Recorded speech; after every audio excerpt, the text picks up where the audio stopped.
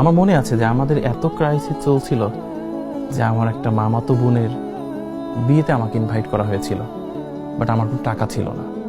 আমার আমার স্ত্রীর হচ্ছে একটা নতুন শাড়ি ছিল, ওটা পরা হয়নি, ওইটা আসলে আমরা র্যাপিং করে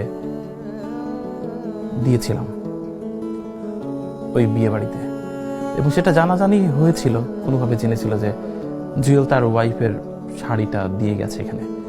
তারা এটা খুব বাজেভাবে ডিফাইন করেছিল, আমি খুব কষ্ট পেয়েছিলাম। আমার মনে হয়েছিল যে আসলে কারো মানে পরিহিত কাপড়ও তো একটা মানুষের জন্য দোয়া বা আশীর্বাদ, তো এটা তো ও পরেনি, ও খুব আঘাত পেয়েছিল যে আমাদের কোনো টাকা ছিল না।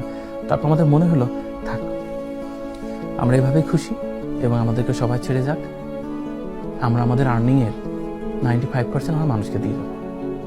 এবং যেহেতু ওর ভিতরে একেবারেই লোভ নেই, তো আমার মনে হয়েছে ভালোই হয়েছে, একভাবে জীবনটা সংক্ষিপ্ত হয় সেই ভালো। ওর দুরারোগ্য একটা ব্যাধি আছে, ও যদি কখনো মিসিং হয় তাহলেও ও যা করে গেল, আমি ওকে দুহাতে যা করতে দেখলাম, এটা হয়তো বা পৃথিবীর খুব কম নারীর ভাগ্যেই জুটবে।